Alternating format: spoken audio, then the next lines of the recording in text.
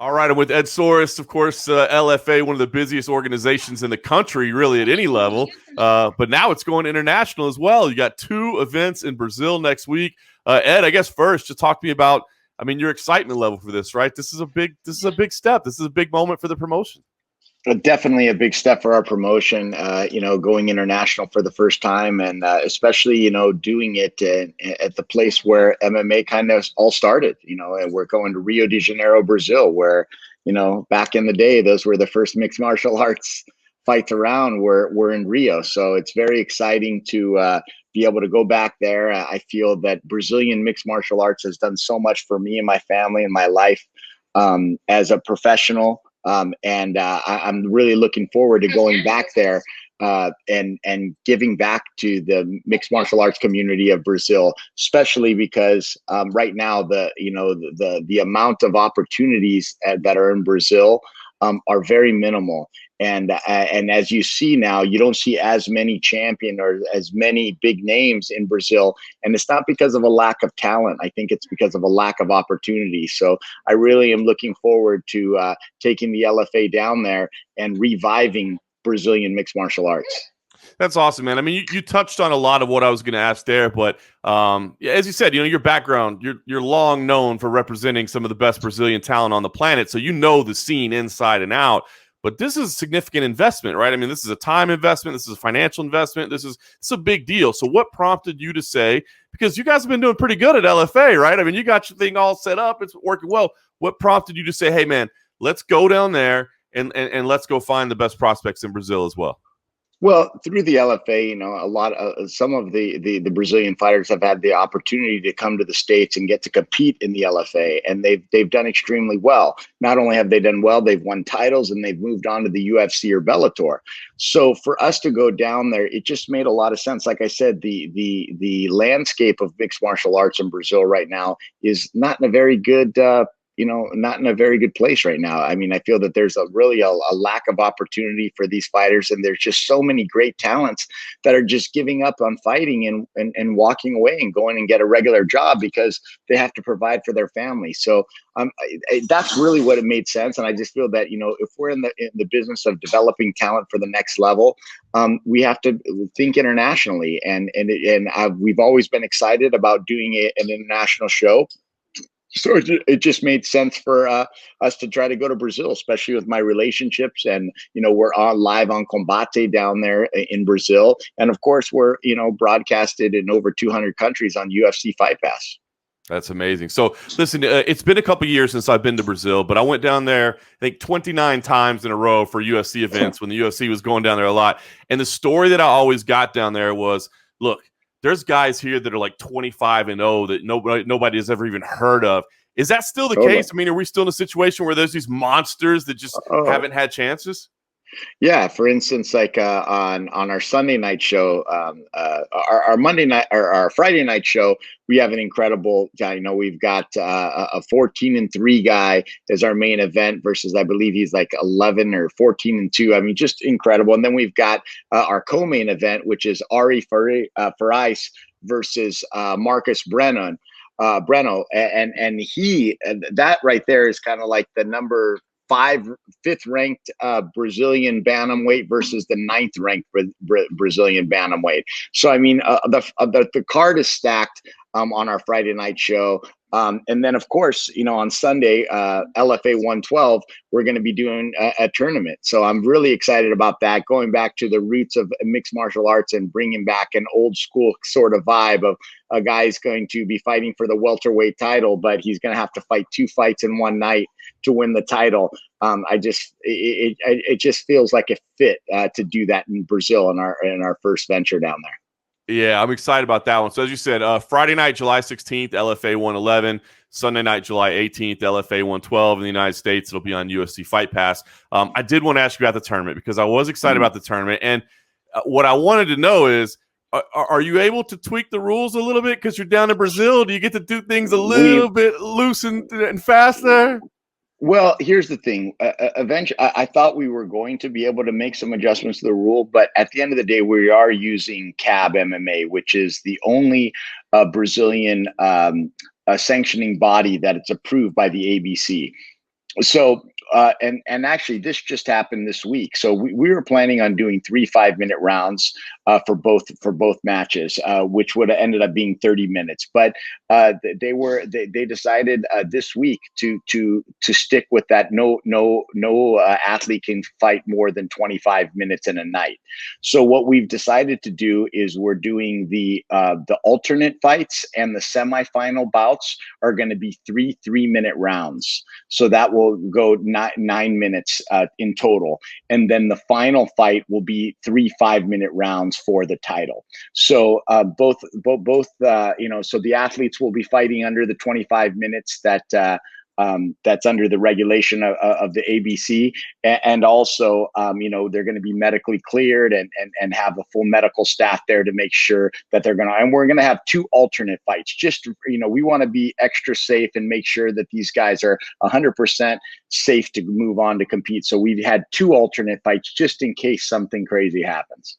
You know what, though? I like that. I'm going to be honest with you. And obviously, man, I've been following the sport for a long time. The modified rules, when you go with the 2 5-minute rounds in the first round, I think that's tough because you end up with those weird judges' decisions or ties, or, you have to come up with some weird tie. So the 3-minute rounds, that makes for some exciting rounds. People are going to have to move quick. But I like the fact there's 3 3-minute rounds. So I'll just say right now, we'll see how it plays out. But I kind of like that rule set better, to be honest with you. Yeah, there were some choices we could have made. We could have done the 3 3-minute rounds in the first fight, and then 3 5-minute rounds in the second, or we could have done 3 4-minute rounds throughout the whole tournament. We ended up deciding to do the 3 3-minute rounds in the first match, and then whoever fights for the title will fight 3 5-minute rounds. That's what the decision that we ended up making. But I think it could have went either way, but that's the one we ended up pulling the trigger on. I like it. I got to be honest with you. Props to CAB MMA for doing the right. That is the right thing to do. But I was hoping in Brazil we'd get some old school rules. Just let them fight, let them fight it up. But yeah, I was gonna say, props to them for doing the right thing. Yeah, no, and I was totally cool with it. At first, what happened was when I spoke with them, they said, "Well, it just depends on each sanctioning body," because I heard some states in the United States would allow you to do 3 5-minute rounds. So it was each body. But then again, CAB is really by the book, and that's why we chose to use them. And granted, there are a couple more hurdles that we have to go through, but at the end of it all, it's the fighter safety which is most important, and we want to follow those guidelines as we have done throughout every state, and even when we go to Indian casinos, we still have a sanctioning body and do all that. We want to do everything right, and our first our priority is the safety of the fighters, for sure. That's awesome. You touched on a couple of names. I just want to ask you, I mean, obviously, with all this Brazilian talent, man, it's going to be a lot of brand new names that people aren't used to. Certainly you got to let the fights play out. But are there any names that you think people should pay attention to that might be big show ready? I mean, that's ultimately what you're trying to do, right, is develop talent and get them to the next level. Do you think there's any that might already be on the UFC's radar, that might already, be close to making a big show?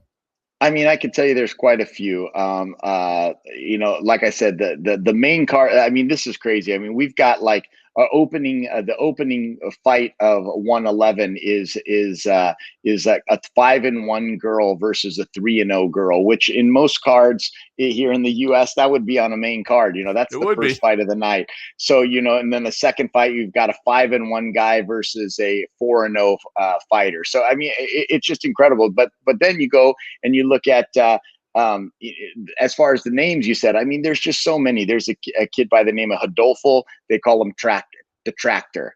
Rodolfo Bellato. It's like Bellator, but without the R. Bellato. He's a guy to keep your eye out on. There's another a lightweight fight from Arthur Lima versus Rodrigo Ledillo. And these two are scrappers. And then, like I said, the co-main event, which is Marcus Breno versus Ari Farais, is going to be incredible. And then the main event that night, Ismael Bonfim is fighting Rangel Bassa, which Rangel is the lightweight champ for Shudo. And Ismael Bonfim, his brother, which is actually young. younger than him, but is fighting in the welterweight tournament, is undefeated. So he's definitely one of the higher seeded guys that is going to be fighting on Sunday. So, like I said, and the beauty of it is in Rio, but this is really a national card. I mean, we've got people from Natal fighting, from Brasilia, from Curitiba, São Paulo, Fortaleza. I mean, we're really bringing in the top talent, not just in that particular region, but in the whole entire country.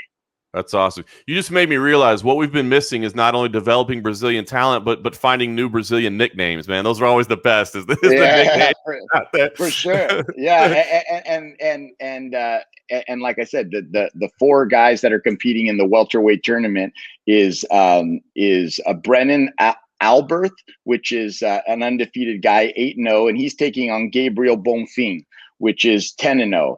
Then you've got this guy named Carlos Leal, who's 12-3 versus Diego Diaz, who's 13-3. So those are the four guys in the four-man. And then we've got and to be honest with you, either of these guys any of these guys in the alternate bouts could have easily slipped in.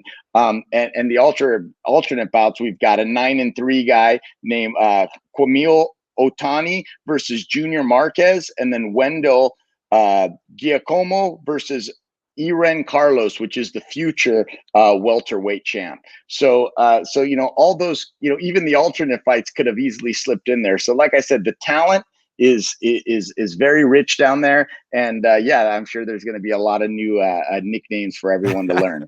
That's the goal. That's exciting. So talk to me, Ed. How are you looking at this? I mean, as you said, this is the debut international event. It's a market that you know well.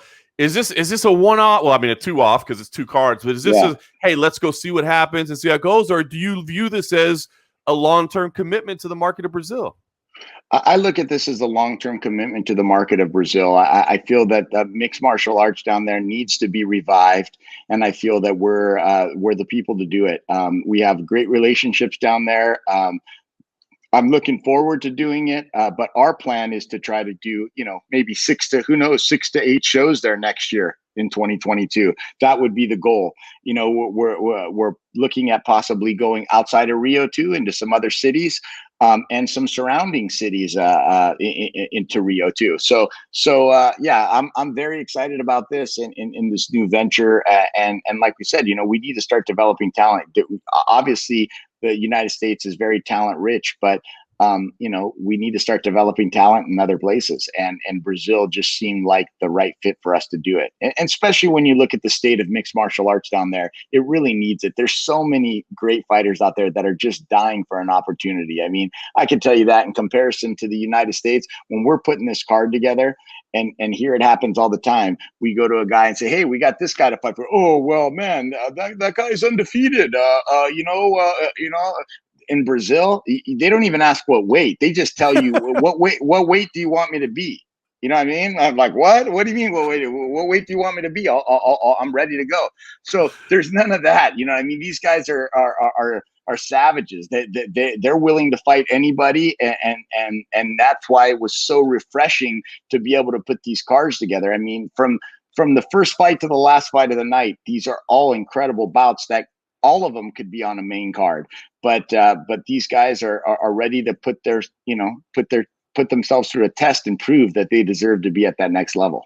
That's awesome, man. I mean, yeah, you can't deny, the lineage and the history of Brazil and mixed martial arts and the role it's played. So it'd be great to see, that kind of grassroots talent level continue developing, because there have been some monsters through the year. Listen, Ed, it may be a little too early to ask this, but it does make me wonder. I mean, you're looking at Brazil. Obviously, you have great ties to Brazil. Brazil has a great tie to the sport of mixed martial arts. But are you looking at other places elsewhere? I mean, could this be the start of just an international expansion for LFA? 100%. It's always been in our plan. It actually just the timing and everything worked out for us to do it in Brazil. But yeah, there's other places. I definitely would like to go to Canada. I would definitely like to go to Mexico. And one, big aspiration for us would be to go to Europe. I would love to do an event in Europe. So, I mean, right now, I just have to focus on what's in front of me and not get ahead of ourselves. And this is a big step in LFA's, LFA's. It's a huge milestone for the LFA, and for us to go out there. And I've been to many events in Brazil and been involved in many different types of events all over the world. But this is the first international event that we are actually putting on as a company. So I'm very excited about that. But I believe it's going to go really well. I believe we've, lately we've been kind of rotating our commentators, and I'm really excited to announce who we're going to have as our commentators. Is one of them is going to be Big Nog. So Wow. Rodrigo Nogueira, it's going to be Ron Kruk, which is our staple, and we're going to have Big Nog, and then we're going to have my younger brother Max, who does play-by-play commentating in English. He was born in the U.S., speaks fluent English, and he's fought and done all that. But he lives in Brazil, and he's going to be doing the play-by-play with Ron Kruk and Big Nog. So I'm pretty excited about that.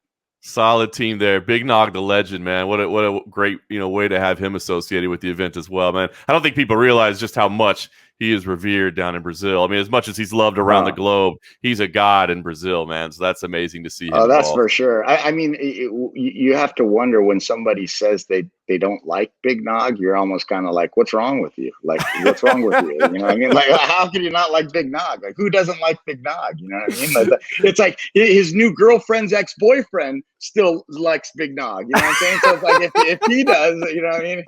It's crazy. He absolutely is loved by everybody. That is incredible. Well, congratulations. Like I said, for LFA at 111, July 16th, LFA 112, July 18th. That's Friday and Sunday, both of them on UFC Fight Pass. And Ed, congratulations. Like you said, a big milestone. You and I have worked alongside each other for many, many years. So it's exciting to see you doing this and kind of reinvesting in Brazil. And we'll be tuned in on UFC Fight Pass. Hey, thanks a lot, John. Thanks for all the support you and always MMA Junkie gives to us. So I really appreciate it. And yeah, I'm really excited about the show, and especially about doing a tournament there. So on Sunday night, July 16th, grab a popcorn, some beer, or whatever you want to drink, and tune in, because it's going to be a great event. I love it. Thanks, Ed. Go get packed up. I know you got to jump on a plane, man. So thanks for the time, brother. Thank you, man. Take care, John.